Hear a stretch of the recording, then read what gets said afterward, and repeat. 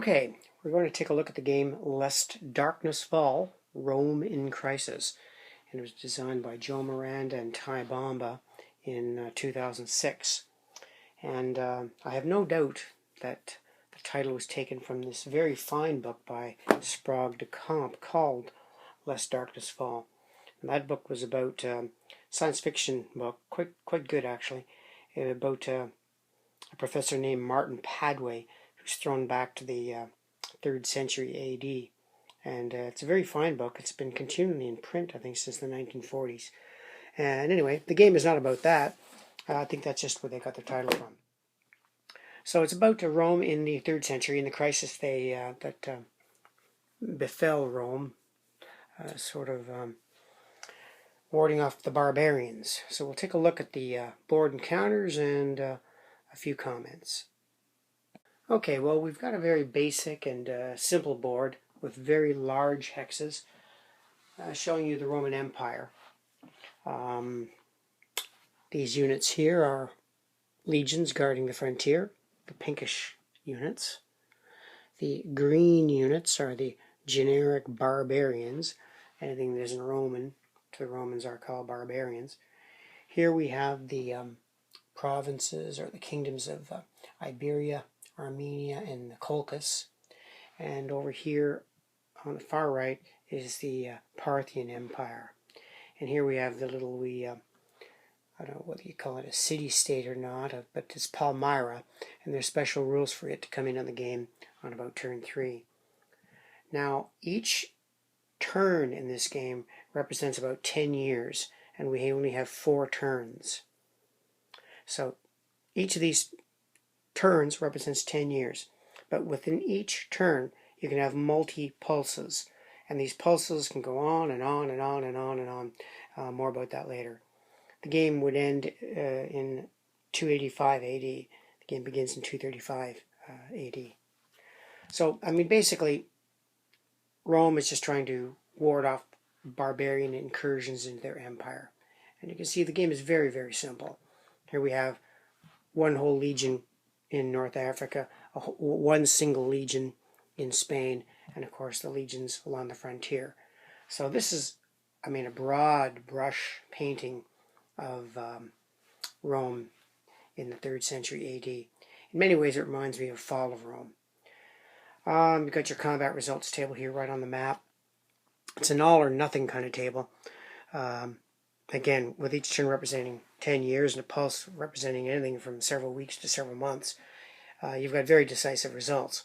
For example, 2 to 1, if you roll a 1, defender eliminated. That's entire armies are eliminated. And you've got the same for AE. Entire armies are eliminated.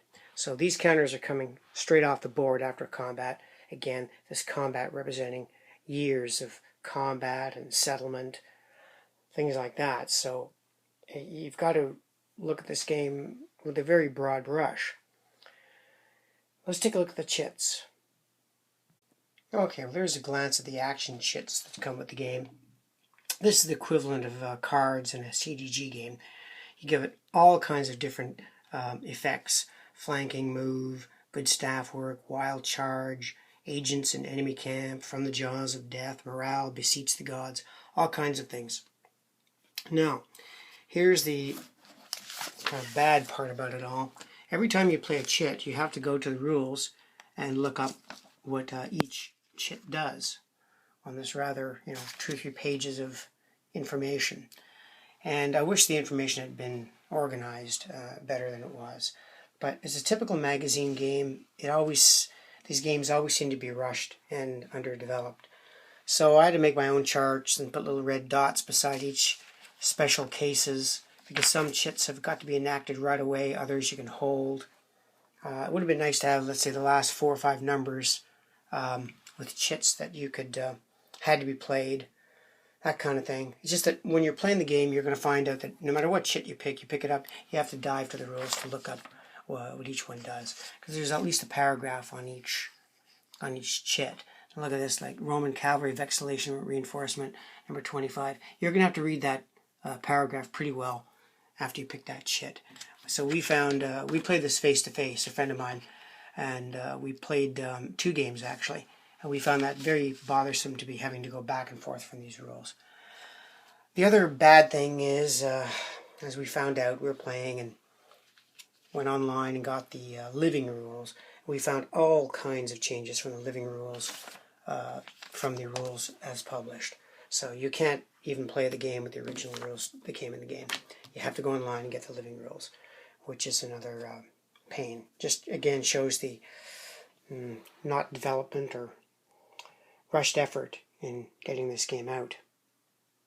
Now, in many ways, this game reminded me of the other game that Joe Miranda later produced, and that was Julian, which, for those of you who saw my video on it, I called it Julian, an odd gaming experience. And Julian, I think, is the better of these two games. I think as the game developed, this one was just better done than Lest Darkness Fall. This one really shows its warts and all. It's almost not a game. My opponent and I just felt that we weren't really in control of events. It's the darndest thing I've ever seen. What generally happens is the barbarians will move to the frontier, usually try to attack Roman units. The German or barbarian units roll for their strength each turn, and they roll 1 die, and they add 1. So if you roll a 1, your strength is going to be 2. If you roll a 6, your strength is going to be 7. So the strengths of the barbarians varies greatly. What generally happens, though, is the barbarians attack somewhere along the line, the Romans are thrown back, and the barbarians occupy the territory. And this constant push and pull goes on along the border. Now, since the results are so decisive, where entire forces are eliminated, these legions come off, are destroyed, as other barbarians, and you get fewer and fewer counters as the game plays. And I'm going to show you what happened after we played a period of 10 years. Now, game decisions. There's not a lot of strategy to this game. The barbarians just have to put pressure on the Roman Empire through the use of these event chits. The Roman Empire merely tries to push the barbarians back. There's a bit of push and pull here in Armenia as the Persians attack Armenia and the Roman legions go to push them back. Palmyra does not come into play until about turn 3, so that's 30 years later into the game. There's a Roman treasury track. The Roman keeps track of his treasury points. Each of these little towns, cities, represent a tax base. Little dots, small towns, red dots, larger towns, and metropolises like Rome or Antioch yield even more treasury points. As the barbarians take these cities, they reduce the Roman treasury. Again, with 10-year turns, the Romans in turn can rebuild these cities after they're looted. If you loot a town, you put a looting marker on it, like that.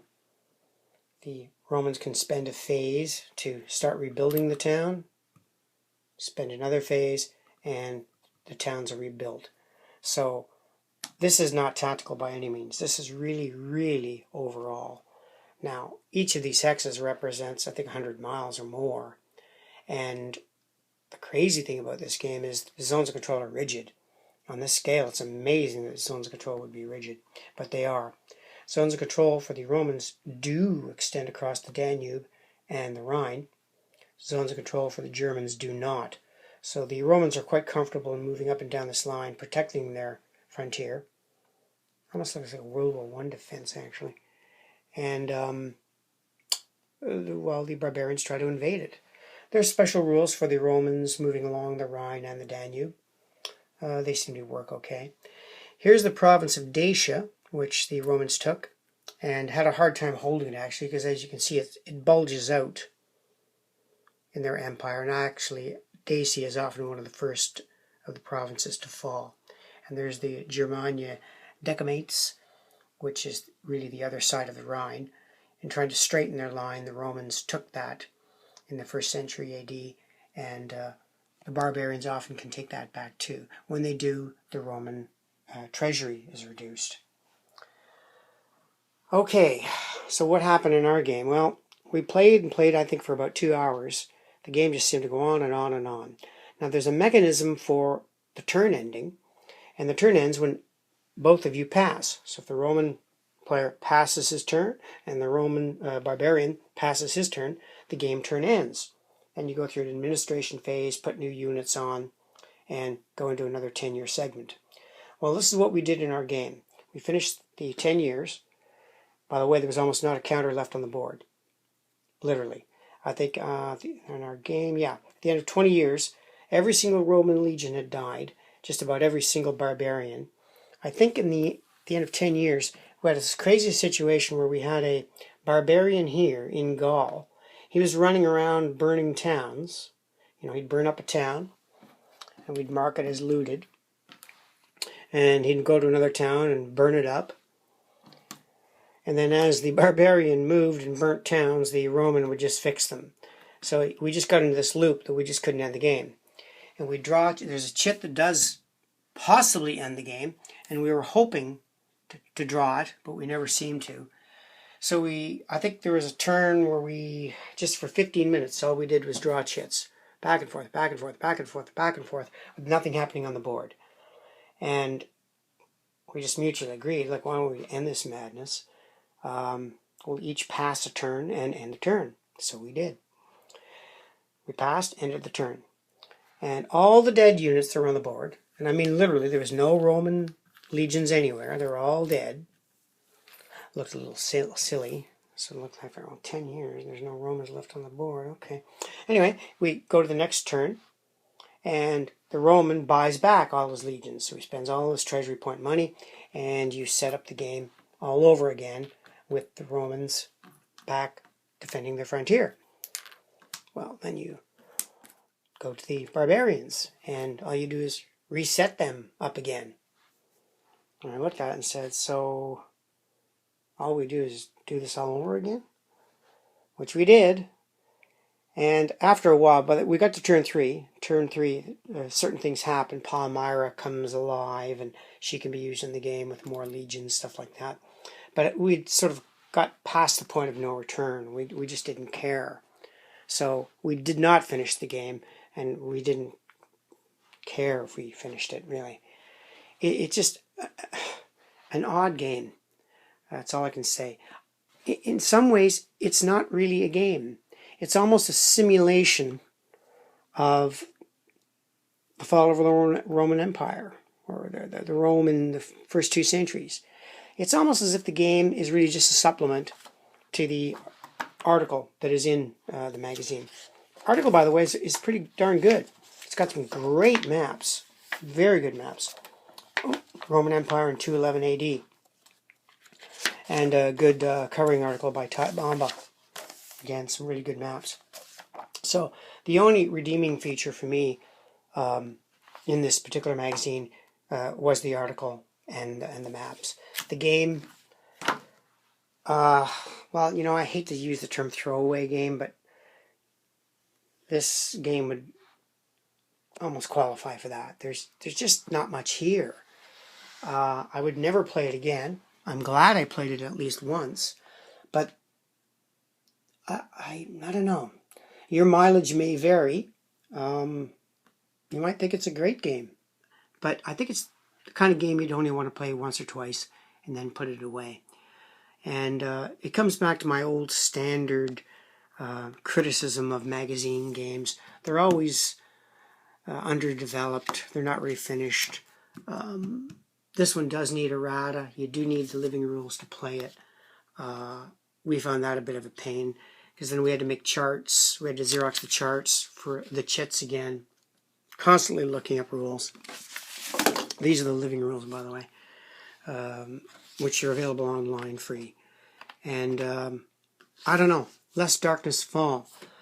That's all I can say about it. I really hate to, give games negative reviews, because I know the work that goes into them. A lot of work goes into these games. And if I had to rate the game as a hit or miss, I'm afraid I'd have to say it's a miss. it's just not much of a game. Julian seems to be the better of the two. I want to try Belisarius someday, but I don't know. I think I might be finished with the magazine games. They're just not developed enough. They're not polished enough. There's too much errata. And that's it. Hate to end this on a negative note, but if you ever get the time, try reading the book Lest Darkness Fall by Sprague de Camp. It's science fiction, but a good time travel story. Anyway, that's it for Lest Darkness Fall, and thank you for watching.